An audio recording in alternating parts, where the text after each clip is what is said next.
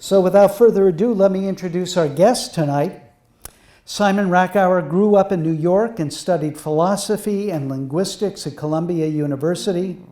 Upon graduation, he apprenticed with a frame builder, Francisco Cuevas, and returned to Columbia to study chemistry. From there, he went to Schwinn Mechanics School and later studied mechanical engineering here at UAF. He became involved with the U.S. Cycling Federation in '87 when he attended their mechanical certification clinic as well as their coaching clinic in 1990. Since coming to Alaska, he's been the owner of Frameworks, All Weather Sports, and Wicked Wheels Fairbanks Technical Bicycle Services. He uses his technical prowess to develop and run a technical support program for Iditabike and Iditasport. He designed and managed technical support programs for 3 Palotta Teamworks AIDS vaccine rides, developed and coached the Junior Racing Cyclist Development Program, and of course here at UAF Summer Sessions and Osher Lifelong Learning Institute, he teaches bicycle maintenance and repair, and he also offers that service to other organizations, including youth organizations. So welcome, Simon Rakower.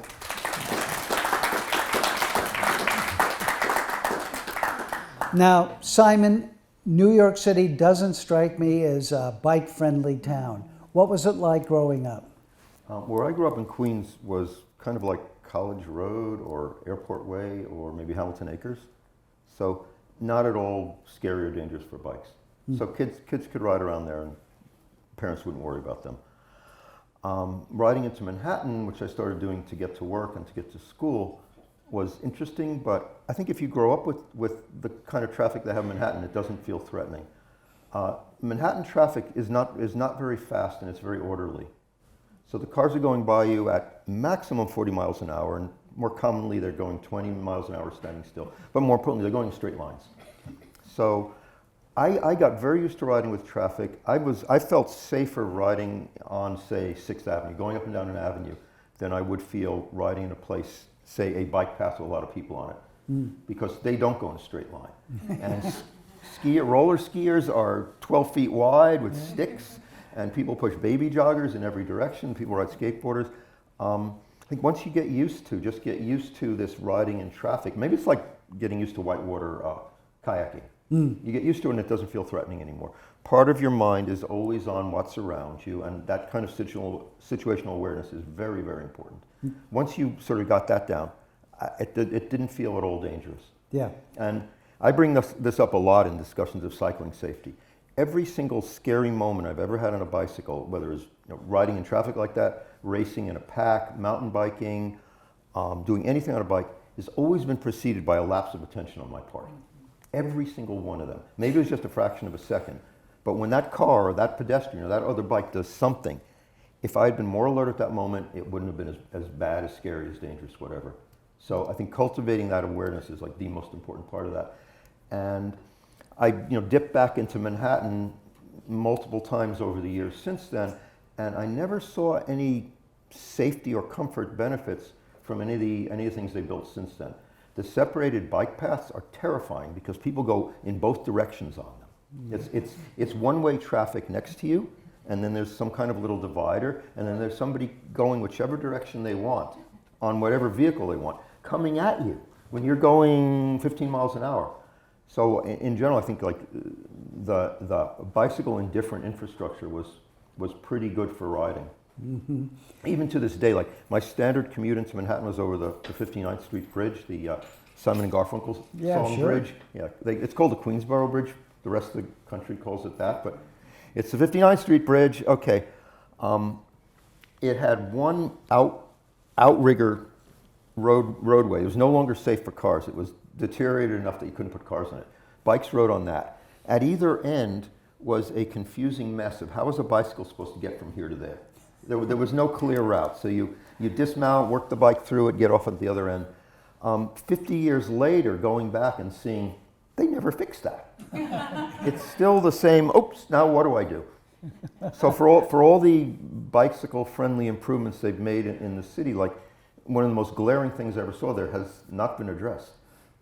So I grew up with that. It seems safer than riding, say, on a 2-lane road with no shoulder, with a 50-mile-an-hour speed limit. I always worry about cars on the side of the road, that door swinging open and clipping you. Or but again, you watch, like, is there a driver in that car? Is there a Yeah. passenger in that car on your side? Is the exhaust on? Yeah. Or any of the lights? And plus, it's best to be further out into traffic than right up against the car. And you learn all these things. Yeah. Now, when you started out, do you remember what your first bike was, Simon? Well, the first one I rode, adult bike I rode, was my mother's English 3-speed, what's called a women's frame, so a small child could step over it, and it was way, way too big for me. And I could maneuver it down the road around these little suburban streets safely. I used to ride in flip-flops or barefoot. And one of my strongest memories of sliding my foot off the front of the pedal and crayoning my toe along the concrete. Oh, ooh. Yeah. Ooh. All right, before we talk a little bit more about biking, though, I want to, because, you know, you're known as the master mechanic, your dad was good with his hands, building and whatnot. Tell me about that, and did you engage in the project too? Well, he'd been trained as a machinist. I think he worked as a machinist before World War II. Whenever we say the war, my generation means World War II. Okay, so he's trained as a machinist. He does some work as a machinist. He was very into radio. Techie kids in the 20s and 30s were very into radio. That was the computers of the day. I've met a lot of people from that generation. If they were techie, that was their thing. He tried to join the Army Air Corps to get his hands on the latest and the greatest in radio. They rejected him because he had bad eyes. I got his bad eyes. Then World War II came, he gets Pearl Harbor, he gets drafted and put in the Army Air Force. And this sort of family story about how for the following year, this is the height of the war and all transportation is tied up and they need as many fighters for the front as possible and all that. They ship him around the country testing him, like batteries of tests, ship another side of the country, more tests. He had some interesting aptitudes that they were very interested in. In the end, they put him in electronics. And after a couple of years of that, then they shipped him to North Africa, and he's flying in bombers, operating radios, and shooting machine guns at interceptors. Yeah, like nothing makes sense. And when he survives that and gets out, there's too many machinists, and really not enough work for them. And his father had been a diamond setter. And the jewelry business is very subdivided as far as production. Diamond setters do not make jewelry, do not cut diamonds. They do one thing. They put the little tiny piece of shiny rock into the little tiny piece of shiny metal and make it stay there. That's what he did. And he was very unusual in that he also taught himself to be a jeweler, which is the one who makes those settings. And a lot of people used to comment on that. People who knew him say, you know, your father does this and that, and nobody does that. Anyway, this tiny little shop in Manhattan where he just did that all day, and he worked in wood at home. And I guess maybe it was some kind of relief from all that metal at work. So It's a little larger too. Yeah, and a little more forgiving. So he made all kinds of things about wood. By the time I was old enough to notice anything, all the big stuff had been built. You know, most of the furniture, or the built-in furnishings, cabinets, tables, and everything were built. But he made small things. Like the biggest thing I saw him make was an end table. But this was the early 60s or late 50s. They were importing Japanese motorcycles. And they were packaged in crates made of these beautiful hardwoods from Southeast Asia. Wow. And those were all trash. So he would go, there were several motorcycle businesses, like within a few blocks of the house. He would go there and scavenge these serious chunks of perfect hardwood, bring them home to turn them into furniture. Wow. And it was amazing. Like he showed me, so like, look, it looks like junk now. Watch, we run a planer over it. Look at that. And you know, there's this stuff that sells, you know, by the ounce now. And he made a lot of small project wood things out of that kind of hardwoods. So you grew up with that Yeah. idea that... But wood never appealed to me the way it did to him. Now, do you have any siblings? Are they... My sister. Yeah, and interested in cycling at all? She rides quite a bit. She's gotten more into motorcycles now. But she got her first job was in the same bike shop I worked in. And that was interesting. She used to answer the phone. It was Queen's Discount Bicycles. She'd go, Queen's Discount Popsicles. And one day the owner called up. And set it straight. Well, I do want to ask you about your experience because I understand you serendipitously came across a bike frame. Can you tell us about that? So I'd gotten myself a halfway nice 10-speed, and I was riding it a lot to get around. I mean, it's a great way for kids to get around in Queens. And I had friends who did that. One of my friends, his father was from Italy, and he'd raced bikes before the war. And then he'd been in the Italian Navy, which has nothing to do with the reputation of the Italian Army. They did some pretty amazing and heroic things in the Italian Navy during World War II. Anyway, he ends up a prisoner of war in the U.S. And he wasn't part of, there's a particular suicidal escape attempt from the U.S. by some Italian POWs. He wasn't one of those, but he was in the same camp. Anyway, he lived nearby. This kid went to the same school I did. And we came across a bicycle, a 10-speed frame missing a lot of parts in a dumpster. And we brought it to his house, and it was an Italian frame, and he recognized this as a quality thing. It was a race bike. I mean, we were clueless. We just knew it was a bicycle. And he started telling us about various details of it that were interesting. And I noticed with most people, we live in this environment that's entirely made by people. Every single object in this room, somebody made it with a very specific purpose. I mean, the grain, the stuff around here, every single thing about every one of these objects was thought out and designed, and a lot of care goes into every bit of that, every step of the way. I had never thought about any of that. And I hadn't even thought about the bicycles I was messing with. He starts pointing out stuff about this bike and the pieces on it and what this did and what that did. And it just became very interesting. And I wanted to know as much as possible about it.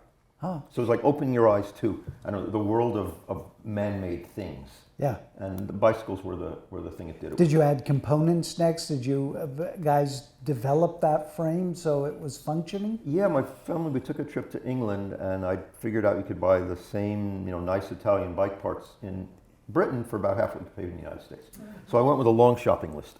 And for some reason, my parents thought that was wonderful. We made them take me to one bike shop after another all over the London area. And do you have this? Do you have this? Do you have this? And parents love it when their kids know some technical thing that they don't. Yeah. So they like that. Now it's computers. Very supportive then of your passion. Okay, well, before we get too deep in the weeds, I do want to ask is how we might, everybody here must be a bicyclist to some degree. We've all ridden them. I recognize almost everybody here from bike life. But, so I guess, how do we usefully think of a bicycle? Is there like a platonic bicycle? I wrote a little thing about that. I said, bicycles have all these purposes. For the manufacturer, it's to make money. For the bike shop, it's to support a bunch of nice people in genteel poverty. For the user, it's whatever you want it to be. And maybe it's a thing you hang on the wall and admire. Maybe it's a thing you ride every day and use it up and replace it, and it just has to get you to work and back. It's whatever you want it to be. So platonic ideal of a bike for me is a track bike, just because it's the simplest possible bike. Could you put up that old track bike picture? She's busy. So just because it's the most stripped down, pure, simplified version of a bicycle. The old track bike. And the rider is not a slouch either, is it? Oh, here's another way to approach it. Can you go back to the first one there? So a lot of times people want bicycles to have some political or social or whatever meaning. So this is a famous picture. A lot of people really like this one. It used to be a poster you'd see hanging up in dorm rooms. So that's Einstein, right? So the next picture now. So anybody know who that is? Yes! So what does that mean? So what does a bicycle mean? The Italian fascists loved bicycles because they were fast and athletic and showed how Italians could beat the world. And so we have that. And then, so what does the bicycle mean in these two? Could you just, the next few one at a time, the color ones?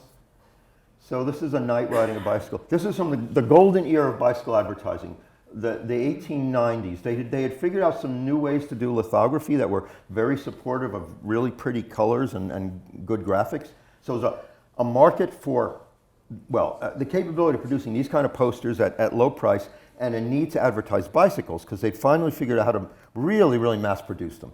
There was more capacity to make bikes than there were market for them. So marketing bicycles was a big deal. So they paid a lot of really good artists to make great pictures. So here's a picture of a knight riding a bicycle. And then what's the next one? This is a soldier with a bicycle. Army. The Army saw potential in bicycles, and civilians liked that the Army liked bicycles. And the next one? More soldiers with bicycles. So this is 1890s, getting ginned up for World War I. What was the bicycle? Well, it was part of the military. And the next one? That's a nice Parisian lady riding a bicycle with the Arc de Triomphe in the background. So this is part of bicycles too. Looks like a very stylish, well-to-do lady riding a bicycle. Okay. And the next one? More soldiers with bicycles. Again, getting ready for World War I, which was an absolute disaster in many, many dimensions. And the people who were planning and getting ready for that thought bicycles were going to be part of that. And the next one? The 1890s version of an e-bike. Oh, yeah. To burn gas instead of coal, but it's a powered bicycle, and the guy, I think he has a little flower in his mouth. I mean, a lot of stuff going on in that one. So this is what's a bicycle. Yeah. And then, in the time I've been around them, there were, when I first met bicycles, there were the fat tire 26-inch breech cruiser sort of bikes, mostly aimed at kids, and there were 10 speeds, and there were 3 speeds, not much else. And since then, we've seen you can make them whatever you think you want. Little tiny wheel folding bikes, and things with 36-inch tall bikes for clowns to ride, and very tall unicycles, and Butterfly handlebars, yeah, I remember. whatever with the kids. position you want Yeah. there. So I have no real answer to that. If there's an interest in some kind of a bike, there's production capacity in the world, and some bike business or somebody with some money to spare can go to one of those factories and say, well, John and Simon and Robert want this kind of a bike. Can you make me 10,000 of them? And they can. There's always bike factories looking for work, and it's more a matter of figuring out what people want and selling it to them. To me, this is the bike industry. Okay, in China and southeast corner of China and Southeast Asia, Vietnam, Thailand, Cambodia, there's vast capacity for making bicycles. And in all the rich countries, there's vast capacity for buying bicycles. The bike industry, what I think of the bike industry is everything in between that turns what we want into what they make and then gets it back to us and sells it to us. So, and it's a very flexible, sensitive, responsive entity. Mm-hmm. So if you think there's a kind of bike you want, like the first thing I do is just search around online, and if not, make some noise and see if somebody responds to it. Well, I'm going to go back because when you were still back east, you went not only to the Schwinn training school, but then you worked with a small independent frame maker. 2 different ones. Yeah. So what did that breadth of experience and training say to you or do form you? I was just fascinated with bicycles, and any information I could get from any source was what I wanted. So, well, we can go to that other story. So I'm back in New York after the pipeline. I'm coming up here as much as I can, but I'm going to school there. And there was a transit strike in New York in maybe 78, 79, and a million people are on the subway at peak hour. I don't know how many people total move into and out of Manhattan each day by train, and all that shut down. So people were driving in, but as soon as you get a little bit more traffic into the city, it just jams up, massive gridlock.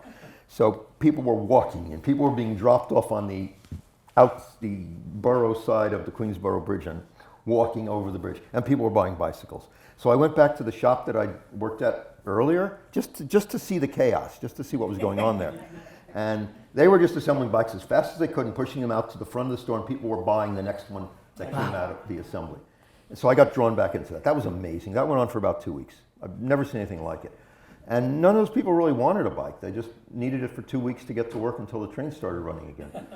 But I got in touch with this little world of bikes again, and almost everybody who worked there was from South America. So there's a whole little Spanish bike scene, and I had been part of that. And the frame builder, Francisco Cuevas, he was from Spain. He'd moved to Argentina post-Franco, so in the late 30s. He'd been there ever since building bike frames. He started building bike frames as a young teenager, early adolescence. He'd been building them for 50 years when I met him.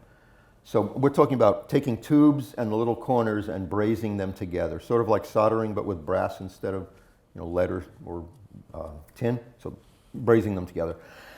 And you buy tubes from companies who make tubes for building bike frames. You're not cutting tubes out of random stock. All the tubes are very designed to be a bike. So he was doing that. And he was actually looking for somebody, he said an apprentice, but what he really wanted was someone there that could, he didn't want to talk to customers. It was a shop. in Spanish, like taller, almacén, like a workshop and a sales place in the same building. So he was doing both, but he only wanted to do the building. So he needed somebody that would talk to the customers when he came in. So I knew enough Spanish that he could yell stuff at me, and then he knew English, but he was pretending he didn't know English. So he had me there to be the sort of pretend translator. But he was happy to have an apprentice too. So I get there, he puts me to work sweeping for a week because he wants to see what kind of work ethic I have. And then he gives me very, very routine filing jobs to shape certain little pieces of metal to go certain places. And after a month of seeing that I would file, consistently and reliably, he started giving me more things to do. So I worked with him for about a year. It was like a job. You just show up and on and off for a year and just show up and do some project each day. And it was very good. At the same time, I was working with an American who was very new school. If Cuevas was old school, everything is by hand and by eye. And this other guy, Redkay, he was lathes and precision measurement instruments and everything done as precisely as can be with normal equipment. So two completely different schools of thought on how you do all these things. It's a very good way to learn about that stuff. But one of the main things I learned was this is a good way to start slowly. Because if you want to actually make a living at that, you have to make it bigger in some way, either incorporate it into a bike shop where you're selling all the other parts or run a factory. Unless you can build a cult around your particular brand, you're not going to get enough money at the rate you can build bike frames. So there are some, Richard Sachs, I don't know if anyone's heard of him. He's at least as old as I am. He may have even retired by now. But he was getting multiples of the normal price for a frame like that because he was Richard Sachs. But it took decades to build that kind of a cult. And short of that, you just cannot produce enough value as a one at a time frame builder in the United States to live that way. Simon, before we get you to Alaska the first time, I do want to ask a couple of questions about back there. You studied linguistics and philosophy at Columbia. Does analyzing language and thought translate to analyzing bikes or approach to problem solving in mechanics? Obviously no. Okay. All right, moving right along then. I'm sorry. I don't know. To me, they run on completely different tracks. In fact, I teach largely because of that divide. I'm good at this kind of mechanical, analytical stuff, although I know people are much, much better than I am. Like just at the 3D problem solving. I'm okay. And I'm good with words and concepts. But there's a chasm between them. Teaching forces me to bridge that. Teaching is a way that I scratch that itch. I have to take what I figured out conceptually and turn it into words so other people can use it. And you do so much of that nowadays, so that's kind of been that melding. So I think that my definitive no is because they seem to run on such different tracks. While I'm doing some bike thing, I can be thinking about the sort of theoretical stuff we like to talk about, like the book we were talking about, or whatever. Like they're so different that you can be doing both at the same time in different parts of your brain. Yeah. Our friend Frank Sos used to say that he loved when he was tinkering with stuff to think out problems in literature and whatnot. So, so you got involved with the U.S. Cycling Federation, and it's the Tour de France right now. So from that elevated point of view, I'd be interested in what racing's like, and thinking about those large-scale competitions. So just a little side note. If you go into Gulfstream Sports now, you will see everybody that works there, with a possible exception for me, watching the tour on TV. And you might get aggravated that they're not attending to you as a customer. But another take on it is be very glad that there is a bike shop like that in Fairbanks that is so devoted to it, so in the cult, that this is what they're going to do for this 3 weeks, and it's a mark of something good. It's not a deficit. It's not a defect. Yeah. So this is a real bike shop. This is what I'm talking about with the cult, and they will eventually get to you. But they'll come check this out. Look. So it's the Super Bowl spread out over 3 weeks with French tailgate parties, the entire length of that thing, and whatever section of France they're racing through that day is shut down for tens of miles on every side, and everybody's in it. The government's in on it, the police are in it, everybody is in on making that be the event of the day in that part of France. It's fabulous. Racing, I mean, my racing was nowhere near like that. You get a little taste of it, you get enough of it that you can sort of understand what's going on, so just watching a bunch of people pedaling along is very interesting because of all the stuff that's going on.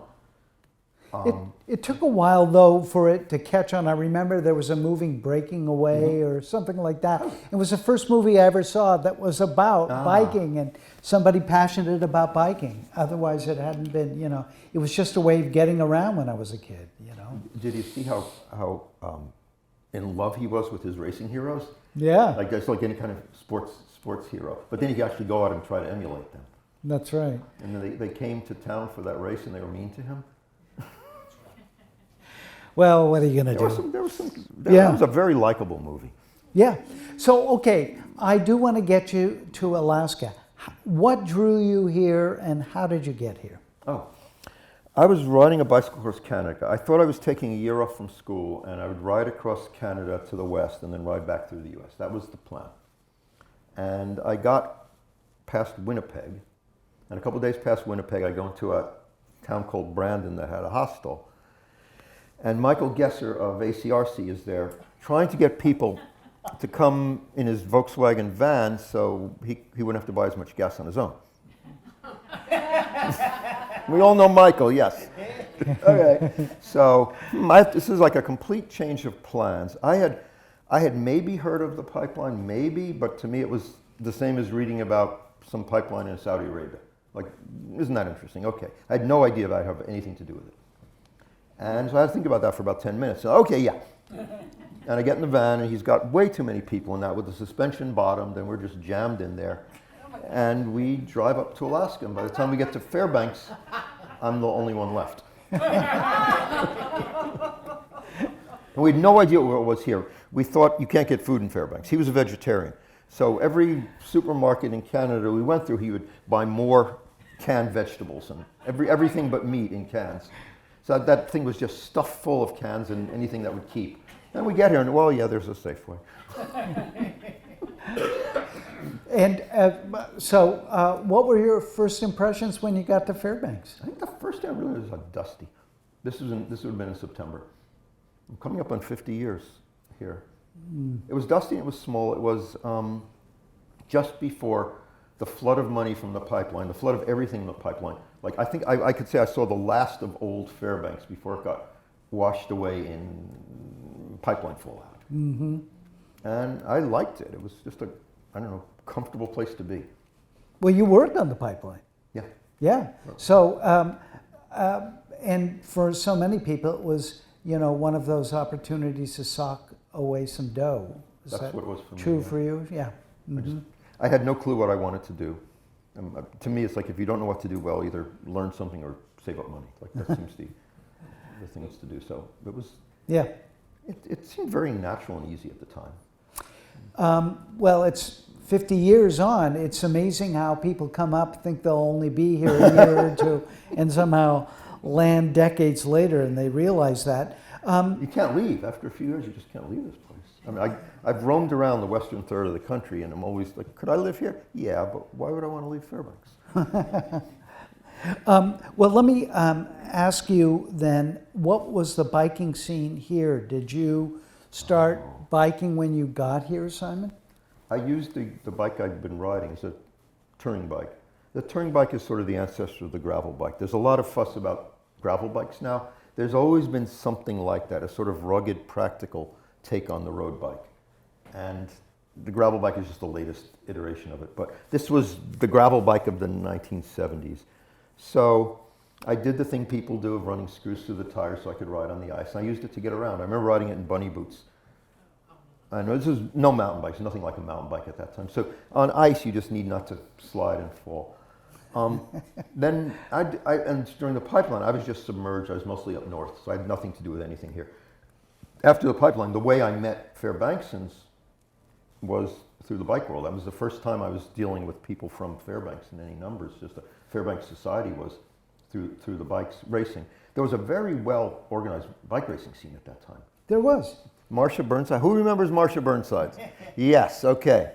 You either had her in school or peer or you taught with her, whatever. She was, she didn't start bicycle racing up here, but she kept it going for decades. There was a person, Zeke Zeitler, who, I don't know his racing background, but he set up and organized and ran bike racing in Fairbanks. So the U.S. Cycling Federation is an umbrella organization, provides structure when you want to run races in your area. Insurance, rules, all that kind of stuff. It's a very structured sport. So everything about how you do it is written up in this big book, and you get it and you follow it as far as putting on races. And there are rankings for how well you're doing in races. You move up in Cat A, category 1, 2, 3, 4. You advance in these categories, lets you race in harder races, lets you figure out where you stand relative to the rest of the country. So he took all of that on and made it work here. Interestingly, he had a little bike shop in town here. When I came to town, the only known by name bike mechanic in Fairbanks, like I guess I am now, I don't know, but she was known by name, Barb Kelly. Anybody remember Barb Kelly? Yeah. Bike Barb. No fuss, no anything. She was a working class woman who repaired bikes all the time, full time, and was known for it. She worked for Zeke Zeitler. But over the years, I've had a lot of female bike mechanics, and some people want to make a fuss about it. And I'd say it doesn't need a fuss. It's like, this has always been going on. It's normal, it's real, it's regular. So she was Fairbanks bike mechanic when I got here. I'm sure there are other people in other shops, but she was the famous one, the known one. And this was 50 years ago. So what were the bikes like, and what were the roads like? Did your experience racing down lower 48 translate to racing? Only New York. So New York roads were horrible then. No. And they're always horrible. So potholes. So our roads here were no issue for you. Yeah, there were a lot more gravel roads. Yeah. But if it's anything but a pure racing bike, it's perfectly happy on gravel. The racing bikes at the time had enough room for bigger tires because a lot of important races in Europe still had dirt sections. Not just like Paris-Roubaix, where they deliberately routed through the last remaining bits of cobblestone, but major sections of major races were still dirt, going back to the 50s and 60s. So the tires had to be, big enough to survive on a gravel road. So the race bikes that you had in the U.S. were those bikes. So you had enough room to put a decent sized tire on there. So it wasn't really a big deal. When I got here, Geist was 2-lane dirt. So it was that era. And they had just finished paving the last part of the Chena Ridge, Chena Pump Circle. Like the fact that you could now drive all the way around on smooth, that was still news to people. It didn't stand out anyway as far as that. But the amount of racing and the focus on it, the number of people who were doing it, that was real. So Zeke started it, and then Marcia continued it and supported it and made it happen.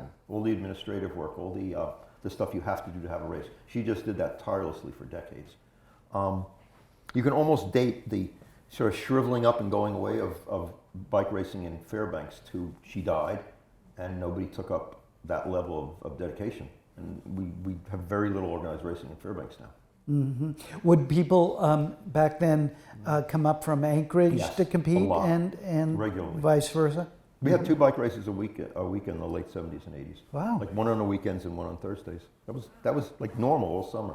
And then nothing in the winter. People skied or rode rollers, or they start to have wind trainers. You put the bike on a thing that spins something, so it makes it harder, so you pedal. I could never stand to do that. I mean, I skied instead. Well, it sounded like you talked about with bunny boots. You would bike in the winter. Were there many people back then? No, very few. Yeah. It was a stupid thing to do. I didn't drive. I didn't have a driver's license. Yeah. And it was a way I knew I could get from here to there on a bicycle. And we're talking about getting around town. And besides dress, what did one wear winter biking back then? Well, I was not very clued in about any of that, so I wore my cold weather gear and sweated and open things. You know how you make a lot of heat, and you need to protect your extremities, your hands, your feet, maybe your head, but the core body, a couple of good layers and a wind layer, and you're fine no matter how cold it is here, because you generate so much heat. The problem is moving it to the extremities, not letting your feet. So, I gradually worked my way into an understanding of that. But how was traffic? I mean, did you have to?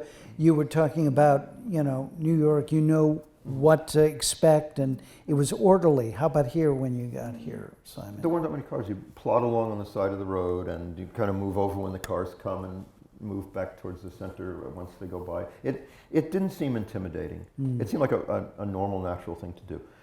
Since I was going to school in New York some of those years, I would ride all winter there and then come back here, ginned up, ready to keep riding, and very few people did that. So there were some racing seasons I was starting out in very good shape because I'd been riding all winter. And at the time, the bike season started when it started to get nice. It wasn't until mountain bikes came along that the winter biking really became a feasible thing.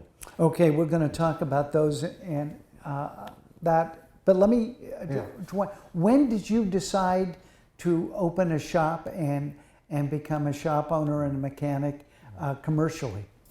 The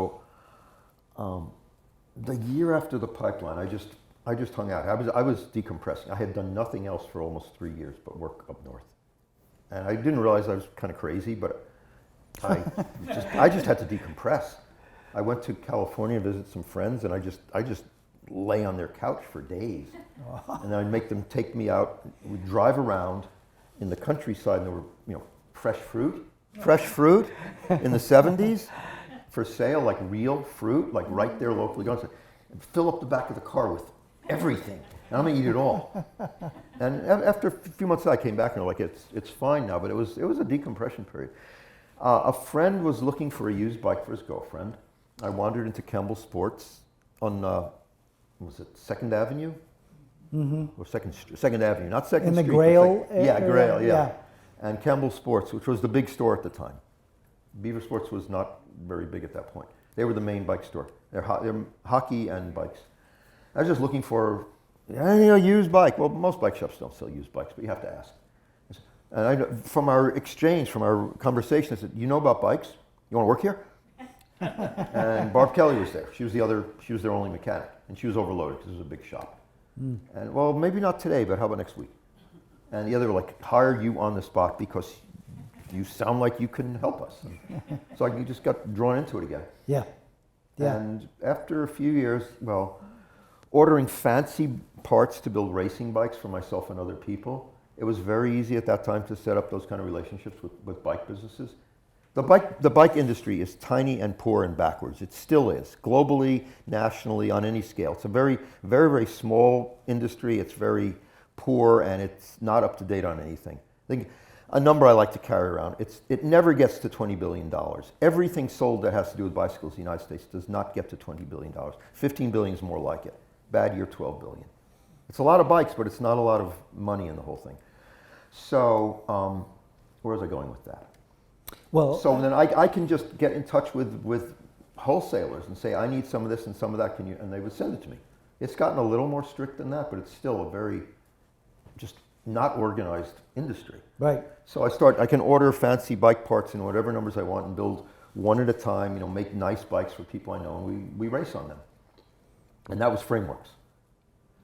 And then, what's his name? Somebody here was a business person, John Gleason. He's a business person. His family had owned businesses for generations, small retail. I think his father had a music instrument store. He wanted to start a bike business.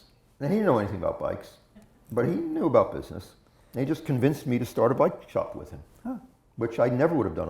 I don't know. I was in no way interested in doing that on my own, but he convinced me to do it, and it worked out for, say, 18 years in the end. Yeah. 19 years.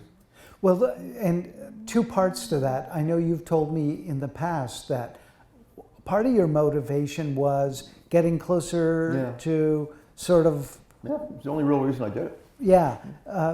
So what was going on that you thought, well, I want to get closer to the people who are building or manufacturing? Well, if I wanted to learn more about bikes, the options were leave, work for a bike company in the lower 48 or somewhere else, or start a bike store. Mm-hmm. There's the only two ways to sort of move up the chain to where the things come from. So I can ask better people the question, more informed people questions. Yeah.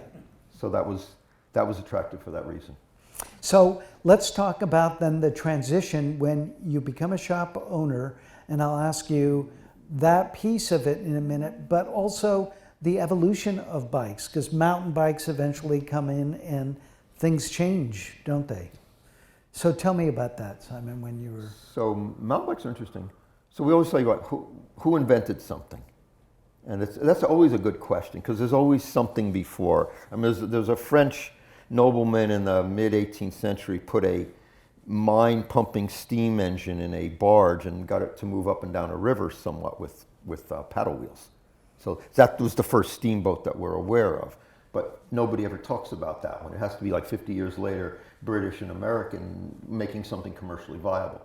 So I make this joke that, oh yeah, Leonardo drew a picture of that, whatever it is. And, Da Vinci. yeah, but nobody built one, right? So the first anything that I'm aware of with a mountain bike is, remember the Whole Earth catalog? There's an article in there about, somebody just wrote about, wouldn't it be great if we put road bike drivetrains, 10-speed drivetrains with all that range of gears, put them on a beach cruiser, on a fat tire cruiser bike, and we'd have something we could ride off-road. And he didn't do it, but it was just an interesting suggestion. And that was in the 70s. So a few years later, there start to be these clutched together ones. And two lines of development. In Colorado, doing it for just riding around. And in California, Marin County, for racing down this particular mountain. They would just, a fire trail they would race down. And they built special bikes for this. And that grew into the mountain bike industry. So whenever you talk about inventing, I think in terms of it's striking sparks. And when you're trying to start a fire and you're striking sparks, a lot of those sparks don't catch. So the first sparks that actually caught were from those two sources. And they caught largely because baby boomers were at an age where they wanted to start businesses and make things. And Japanese bike industry was very, very open to new ideas. So as soon as the mountain bike thing started to look interesting, Japanese companies were saying, tell us what to do, we'll make it. So that made it possible to do on an economical scale. Because the first mountain bikes were weird and very narrow purpose and expensive.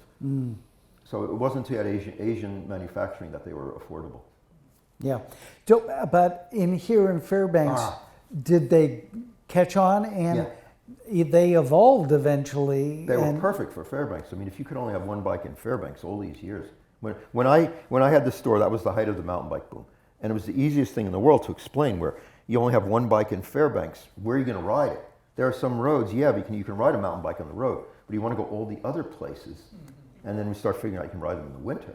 So you can go all those places all times of year with a mountain bike, with a road bike, roads. And a road bike is versatile enough. Like, people are afraid now to ride a road bike on gravel, but I mean, any place a road car can go, like my Camry, just a basic, road car. Not high clearance, not four-wheel drive, just a road bike can go. Comfortably, it's not ideal. You'd probably have more fun on a gravel bike or a mountain bike, but it can go there without harm and safely. So, but the mountain bike can go all those other places. As soon as the mountain bike came out, people started testing, where can you take it? Oh, can we traverse the Brooks Range? Uh-oh. Is that me? Well, I think the whole audio, there we go. Okay, We're back. We're back. Yeah. So mountain bike came out, and we, here, in other places, where can you go in the desert, where can you go in the swamps, and here it was, where can you go in the winter? And it was very interesting. I don't remember what made me first try it, but it was just obvious. There's a snow machine trail. Can I ride on it with this? Yes, I can. And then Dan Bull with the IditaBike. So I think it's 85. I was going to, let's transition to that. Okay. So I get word that they're putting on this race on the first part of the Iditarod Trail. This is Dan. Does anyone know Dan Bull? He owned a moving company in Anchorage. He was a crazy man. Very outdoorsy, pretty athletic. He did everything, snow machining, jet boating, anything. He would do it outdoors. And he mountain biked. And he got interested in mountain biking in the winter. And he took a group of people and they rode to Nome. I think it was the first batch of people to do that in modern times. So he's out there and he runs into, who's the grandfather of Iditarod? I can't think of his name right now. Reddington, yeah. He runs into old man Reddington, who's got this interesting idea about he wants to take an endurance athlete and teach him to be a musher. Because he thinks an endurance athlete will be in better shape, can run with the sled more, can do a better job taking care of the dogs. It's rather than trying to turn a musher into an endurance athlete, he wanted to, and so he started talking with Dan Bull, and they came up with the idea of, let's have a mountain bike race on part of the Iditarod Trail. And I heard about that. I called up Dan Bull and said, I want to do tech support for the Iditabike. He go, great, sure, yeah. What is that?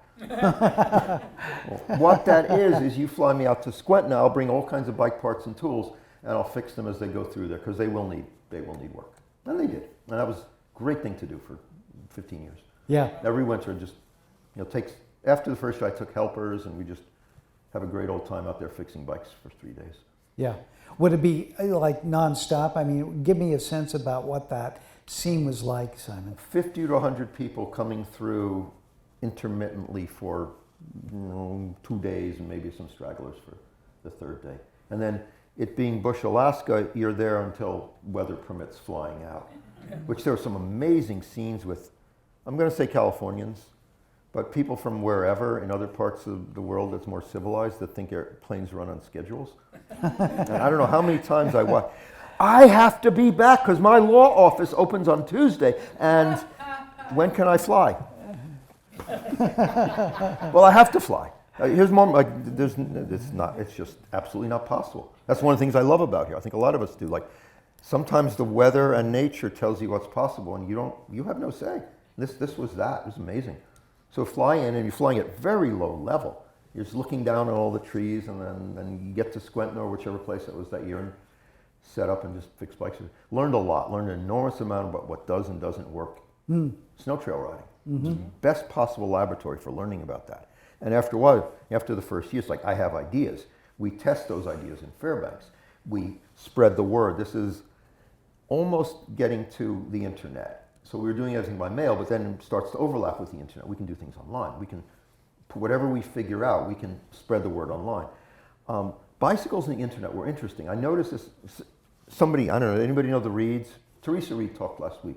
So Bill Reed's son, Morgan, he's a computer person from an early age. He dragged me onto the internet. I mean, just dragged me. Claws, You're not going to buy one? Okay, here's one. You need a, okay, you just make it happen. I get on, oh my God, this is the biggest library there ever was. Leave me alone. Okay.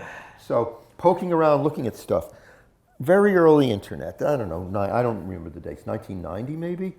There were roughly 100, well over 100 sites or use groups or something pertaining to bicycles. There were 2 cross-country skiing ones. Wow. To my mind, these are very similar activities, or I think of similar kinds of people do them both, but they were that different as far as how they glommed onto the internet as soon as it was available. So there's a great way to spread the word. Everything I know about winter trail riding in cold climate, put it out there. Anybody wants to tell me anything, please do. So it became sort of a clearinghouse for winter biking information. And then we had all this, newly developed knowledge based on seeing 50 to 100 people racing in extreme conditions every winter. Yeah. Could not be better, just to learn that stuff. We'll talk about the development of the snowcat. So wider is better on snow. And if the snow has a bottom, like, I don't know, I first heard a Canadian say it, no, you want a narrow tire that cuts through the snow. As long as there's something at the bottom, absolutely, yes. You want to cut through the snow and get to the bottom. But if there's no bottom, then wider is better. For a bunch of reasons. It's not a simple flotation thing, but wider tires are better on soft surfaces. Okay, so a person in Anchorage, Baker, I can't think of his, Steve Baker, he built some special frames. He's a frame builder. He built special frames, and he laced 2 or 3 rims, individual rims, to a single hub, and put them with a tire on each one. And he called them quads and 6-packs. So monstrous tires, effectively, on these bikes. And I think those were the ones that got to know him the first time. But they were absolutely miserable for anything else, and they were slow even in the right conditions. So we saw those on the Iditabike. And okay, how can we get as much benefit of that they get without a whole new bicycle that's pathetic and awful and expensive in every other condition? So a couple of people in my shop came up with, let's weld 2 rims together and mount the standard tire on it, and everything else is standard bike. And that was Eric Breitenberg, who was quite the racer, the dominant time trialist up here forever. He set records in the 90s that no one can touch nowadays. We don't have organized racing anymore, so, I mean, maybe somebody could, but he was outstanding, like national caliber time trials. And he did Iditabyke, and he thought of this, and George Carroll, another person who worked at my shop, the two of them kind of kicked this around until they came up with it. Eric welded up some rims, and those became the very first extra wide rims. Mount one tire on them. As the rim gets wider, the tire behaves like a wider tire. So it's a cheap, easy, straightforward way to get the bike as good as possible in snow. And so it wasn't as good to get to Nome as what Baker had made, but it cost a couple $100 instead of several thousand. And so they made a couple, Eric made a couple, and that probably would have been the end of it. And then I stole the idea. I mean, the normal way inventions get out there. So that looks great, let's make lots. And he didn't want to make lots, he was happy with his. So I made lots. And after welding together, I mean, how I spent my winter cutting up rims and taking them to the welder so they could weld them together. And there was nothing good about them except You know how to have a good time, I have to admit that. The living room was full of aluminum shavings, everywhere, coated with them. So after 100 of them, I go to a rim maker and say, can you make these? And the third one said yes. And so then we were doing it. So for the next 6, 7, 8 years, that was the way you did Iditabyke. And it went from a couple, and whatever proportion of Iditabikers are using them, that was the top 10%, 30%, 50% of the finishers.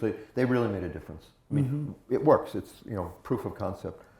And then eventually somebody took 2 of those and welded them together and made the fat bike. And the fat bike story is like, I don't know, it's told a lot of different ways, but I feel like I was very close to the whole thing happening, so I have a pretty accurate story of it. So whatever other sparks were struck, Ray Molina lit the fire. There's somebody in New Mexico who had a desert touring company. He took people out on bikes, just riding through the desert in a group. And he first bought a bunch of snowcats and put them on his bikes. And then he started building frames. Every other frame builder I've ever known wanted to be an artist, a craftsperson. Wanted the identity of frame building. He didn't. He hated it. He just needed these things. So he complained and built frames and welded together these rims, and found a company in Mexico that made a wide tire for garden carts. And that was the first real fat bike, the direct line of evolution from that to what we have today. There were others. There was a French guy who built a bicycle with motorcycle tires that he rode in the Sahara in the 60s. Oh. Or there's a guy in California, Hannebrink, I think he died now, but retired aerospace engineer. He built bicycles around four-wheeler tires, incredibly capable on snow. We sold a few of those. That was probably the best snow vehicle I've ever pedaled. Wow. But these sparks did not catch, whereas the Ray Molina spark, direct line to what we have today. Simon, hearing you talk, what was the winter bike scene like here in Fairbanks? Was it always robust? Did it grow over time? That's something that I named it All-Weather Sports, partly because I wanted to make winter biking happen. That was the root of that name. And the Gleasons, they were, sure, whatever. They didn't have an idea for a name, I did. They weren't thrilled with the name, but it was acceptable. A is at the start of the alphabet. It's before B for beaver, so we're at the front of the yellow pages. But I didn't think of that till later. So the marketing division loved that, okay. So we want to explore winter biking, because remembering the bike I had, I don't remember the year I started riding the snow, but remembering the bike I had, I can date it. Okay, I was riding this in the 80s before I had the store. So riding in the snow, okay. Mountain bikes were good in the snow. Just the basic, go to Beaver, go to Goldstream, buy a normal off-the-shelf mountain bike. You can ride it in the snow most of the time. The snow trails, the snow machines and the mushers make, they're very good. You can ride a normal mountain bike in the snow. So we made it a little bit better. Fat bikes made it a little bit better. We were the local, and then statewide, and to some extent national focal point for this kind of stuff. I remember that, yeah. I got flown around the country to talk to various bike conferences at trade shows about winter biking as a marketing possibility, as another niche that they could fill. And it was very interesting, like get a room like this just full of bike shop owners and bike shop workers, and half of them wanted to argue with me about how it wouldn't work, and the other half were, yeah, of course. And you talk to the ones who understand it's going to work. And I was importing Nokian studded tires. We had to track down this Finnish company, made studded tires, and just bringing them in by the hundred lots and selling them to the whole country. So I felt like I had a very good handle on what was going on in terms of winter biking in the 90s. And it was growing rapidly, and we were right in the middle of it in terms of sales and information. And I'm not in the loop anymore. I mean, I have no idea what people are doing anywhere. Yeah. But at that point, you could say pretty confidently, from looking on the internet what was going on, we were very much in the middle of it. And I guess clothing and accessories like pogies must have come along too to Oh yes, okay. yeah. So normal catch clothing. up to that. I mean, a cross-country skier knows how to dress for the cold. And the difference is, what do you do with your hands? What do you do with your feet? And you're going to cover enough to keep the wind off your body, and do stuff with your headgear to vent. So I think headwear is like opening and closing the windows in the car, or working with the vents. They can fine-tune your temperature as you go up the hill and down the hill with headgear and zippers and all. So we know how to dress that part of our bodies. We had to figure out hands and feet. Apocalypse. Somebody at Apocalypse built, to my knowledge, the first set of pogies. I eventually ended up with them, Sue Corkett, and they were small because she had small hands. So she sewed a set of them at Apocalypse. And they got the name from kayakers. So I think they already existed for kayaking. But the first bicycle application, I believe, came from, I've never come across any other hint of it. I was just looking at a book, if we were going to talk some about history. So a very good history of bicycles book is just called Bicycle by Herlihy. And he in there tries to track down various stories about who invented this, who invented that. And a lot of times they dissolve into like sheer hearsay with no documentation at all. Or documentation that, oh yeah, this guy showed up with this thing 30 years later with a tall tail, and we really don't think he invented it. Or the guy's kid recreated it, that kind of thing. But so that's why I'm sort of hedging it. To my knowledge, the very first pogies for bikes were built at Apocalypse, designed for bikes by a specific person. Huh.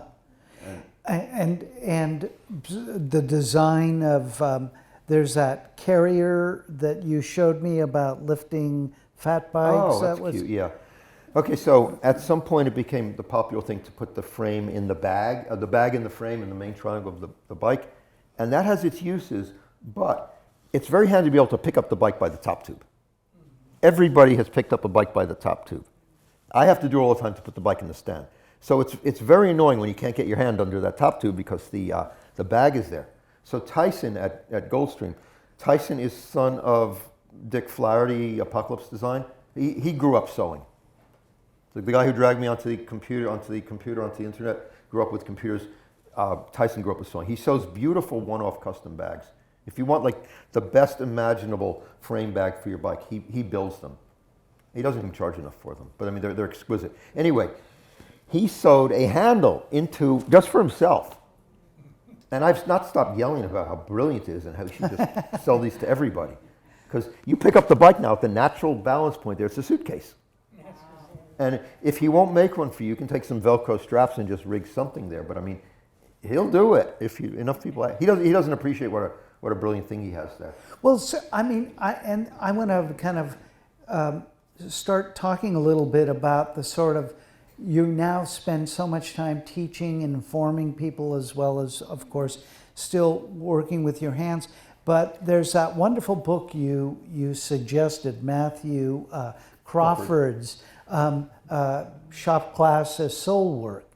And here's a quote that he says, because what I hear you say is there are a lot of Fairbanksans and a lot of Alaskans who have just said, hey, let's do this, and manufactured something that later took off. But he wrote, craftsmanship entails learning to do one thing really well, while the ideal of the new economy is to be able to learn new things, celebrating potential rather than achievement. So would you reflect a little bit on that? Because you now teach people to get into it and learn how to work with bikes. First, I have to respond to that potential. That word almost triggers me. As a kid, whole classes of us, they had severe tracking in my elementary school, and we were told all the time how much potential we had. And we used to make fun of it. And that same person, Morgan Reed, who dragged me onto the computer, we used to call it the P word. And it's almost a curse. You get told you have potential, and potential is you're up there like this. This is potential energy. It's not anything until it starts moving. Moving is doing things. People who do things exhibit, exploit, manifest potential. Sheer potential is nothing. It's very annoying. It's a complicated dichotomy, and there's no simple thing to say about it. But you learn by doing, and you learn incredible amounts by doing. There's a lot you can learn by thinking and calculating and doing it on paper and doing it on computers, but there's a whole other bunch of learning that only happens with the doing. And I think people who confine themselves to that theoretical part are handicapped in a lot of ways. People who strictly are hands-on and don't engage with the other part are also handy. There's sort of a ceiling on what they can understand or do. Crawford, I just could argue with Crawford forever, because I think he takes one side of that argument, one side of that dichotomy, and hammers on it. And I see a balance and interaction, a constant interplay between those. But yeah, our economy is so driven in that other direction that he's providing useful corrective. But I don't know, reading the book, I was repeatedly annoyed by his sort of not acknowledging the other side. He wants to give vast amount of credit to the purely hands-on. There's a mention in there where he says that he's worshiping people who can build motorcycle wheels. He makes it sound like this arcane art. I've taught hundreds of people to build bicycle wheels. It's a 3-hour session. After 3 hours, they have fully assembled at least one. You're throwing shade on Crawford here. Bicycle, yes. And I have trouble believing he's that closed and that incapable of that kind of learning. I think he really wants to believe that this is just some pure hands-on realm that nobody can master unless you have the gift. And I know the opposite is true.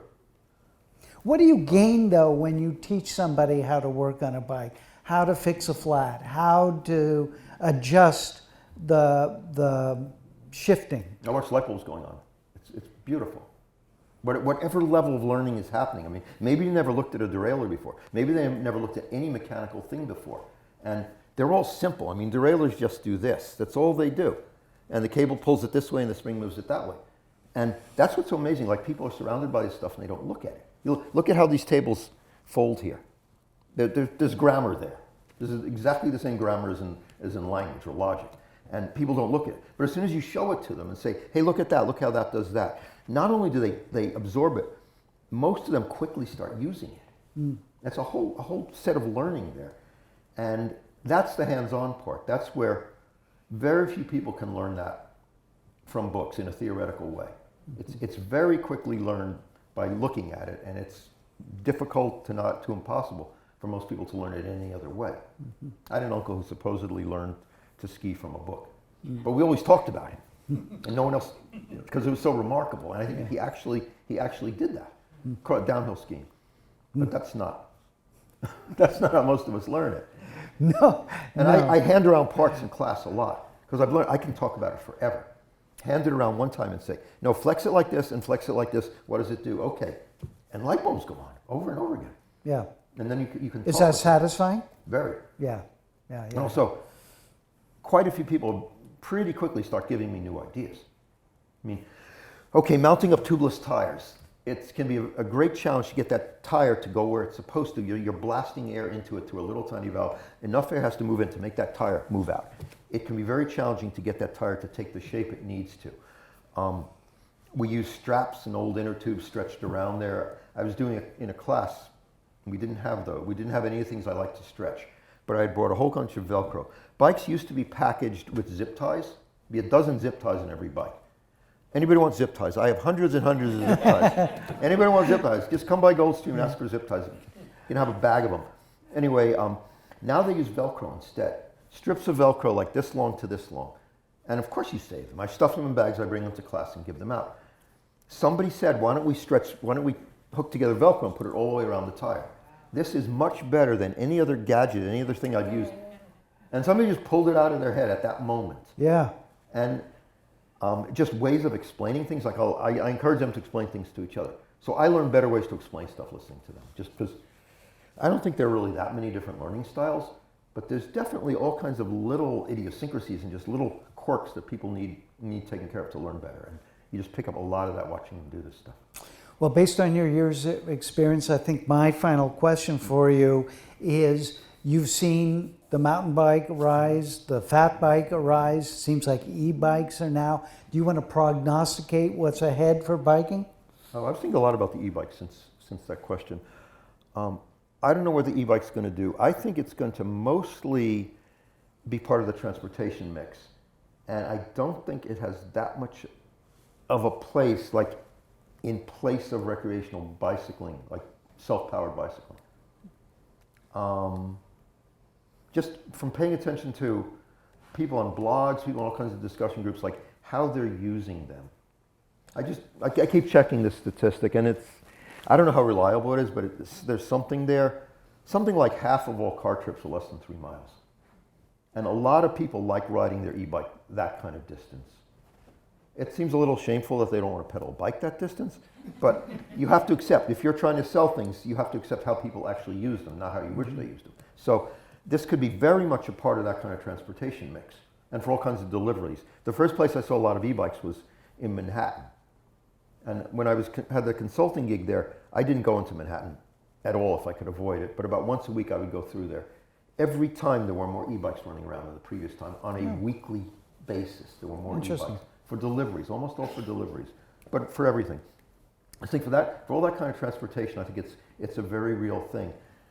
But to me, that's not exactly a bicycle. Mm-hmm. Like the bicycle is human powered. With the regulatory framework they set up for e-bikes, you get advantages in where you're allowed to use it and how you're allowed to sell it if it has that pedal assist possibility. So if you leave off the pedals, it could be the same speed, the same everything else. It's a motorcycle, regulated as such, as long as it has the pedals. So I can see vestigial pedals being on little electric motorcycles, sort of like mopeds. That's one life for them. Another one is aging cyclists who still want to do serious riding, but they're heavy. And as we get older, picking things up gets harder and harder. And the sheer weight of even a light e-bike is pretty formidable. I lift bikes all day, and I'm not super strong, but I'm pretty strong. I have to stop and think and position myself carefully to put up an e-bike, and the cheaper they are, the heavier they are. So I think those things are going to hamper the recreational part of it. But I think the light local transportation is really where it's going to go. It's going to be a very important part of that. Well, we're at that point where we open it up to questions from the audience. It sounds like there are a lot of ringers out there for tonight. Who's but the ringer? Does anybody have a question for Simon? Hey, George? Thinking about a heavy-duty boat, like a Jones bike or one of these heavy-duty touring bikes, and having a light battery and motor once in a while when I need it, like doing grocery shopping and such. But other than that, I'm with you that I think that bicycling is man-limited power the way it should be. Yeah. And I don't want to have a philosophical argument with people who want motors on their bikes. I'm more just sort of trying to guess what will happen rather than saying what I think should happen. So, the motor part, they can't not be heavy. They're wound well. I mean, motors have copper in them. Copper is very dense. Motors are steel. A normal bike, like even a fairly basic, decent bike, has about 2.5 pounds of steel in it. That's it. You add way more than that, just putting a motor in there, and plus copper. And then the battery. There's no way not to add at least 10 pounds to a bike. If you want that weight on there all the time, not just when you're riding it, but when the battery dies, or when you're moving it on and off the car, when you're moving into the house, all those times it's going to weigh that much. I don't know how that's going to affect people's use of them. A lot of people say they don't care about weight, but then they do when they have to put it on the car rack. How hard would it be to pop the motor out, put the regular bottom bracket back? Impossible. Huh? It's not. No. It's the better ones. I mean, there's different places they can put the power unit, but for most purposes, the best ones have that is a chunk that's bolted to a frame. You've got something like this that you bolt that power unit to it. It's not retrofit. No, not the better systems. There's a retrofit is usually a wheel. The wheels are very heavy. I mean, okay, I'm allergic to weight on bikes, but even if you're not, it's enough weight that you should definitely take it into account. If you're not sure about e-bikes, just go try them. Have a bunch of hands-on experience. Not just ride around the parking lot, but ride it, turn off the power, ride it, heft it, do all the things you would do with it in normal use. Don't just do a quick little test ride. To just get an impression of that. I have this with recumbents. Recumbents sound very good to a lot of people. And when you ride them, they have advantages. There's definitely a place for them. And they're very different from bicycles. And until you experience those differences, like, it's okay, urban commuting, the transition from walking to cycling is a very important part of using a bike for transportation in a city. And you don't even think about it. You stop, you put both feet on the ground, you're a pedestrian. You can't do that on a recumbent. And it's just an awkward, not scary, but an awkward, clumsy moment in your engagement with that bicycle when it's a recumbent. Nobody thinks about that until they actually use them. I'm not against recumbents, not against e-bikes, but I think you should have a full sort of mission profile, full engagement with it before you decide whether they're for you or not. Mm. So, I've got a question more on technical design. Is there a standard height to some degree of the distance from the axle of the pedals to the ground? Yeah, it's called bottom bracket height, and it's partly affected by the tire size. So from a pure frame building point of view, they call it bottom bracket drop. Because if you draw a horizontal line between the two axles, the bottom bracket's going to be lower than that. So either way, bottom bracket height is in the area of 12 inches. It depends, it's going to vary with what the bike's used for. So like a touring bike, they tend to be lower because the bike feels more stable. A road racing bike, it might be a little higher because you corner and you want to be able to pedal through corners. A mountain bike can be a little bit higher than that because you go through stuff that decreases pedal height. But if you said 11 to 12 inches, you would definitely be in the ballpark. If you're wondering, just lean the bike up so it's almost vertical and drop a tape measure from the ground to the center of the bottom bracket. You'll see something in the 12-inch area. Well, I asked that question because I just found out that mine is much lower than that. Well, actually, I knew it from the time I got the bike, and I forgot. Is it custom built? I kept pedaling, and I did a turn, and it's me and the bicycle. What kind of bike is it? It's only 7 inches off the ground. Was it a custom built or something special? Davidson down in Seattle. That's extreme. Only 7 inches. Does it have much smaller tires than? No, 26. Bring it in sometime. I'd like to see that because that's a drastic difference. It sounds like something's wrong. I'm going to measure it again, but Yeah. I think I came in at 7. Yeah, just bring it in. I'd like to see does it have disc brakes? Just on the front. Does it have the original fork? Pardon? Does it have the original fork? Yes. I shouldn't make I can think of a number of ways this would happen, but that's extreme. There's this frame builder's manual, very well written, very down to earth, for building one frame on your own. And at the front of it, he goes through a sad story where everything gets changed a little bit, and from the original design drawing of the frame, a whole bunch of changes take place. They swapped out the fork because the original fork got bent, and they used a slightly smaller tire. And it all adds up to enough difference, sort of like yours, that the bicycle's unrideable, and the first time the rider tries it, they crash. But it's like each little increment makes sense, but together you get a disaster. Well, I'll change that. It was 7 inches. That was the stem height. No, I don't. Pedal. Oh, the crank arm. Yeah. Yeah, that's. But I think I have to look. Yeah, look. 9 or 10 inches is all I got. That's believable. It's very low. Yeah. But yeah, bring it in. I'd like to see what might be causing that. Well, I want to invite everybody. Afterwards, there are refreshments out there, and you can kibitz with Simon and get pointers. But let's give our thanks to Simon Rakower.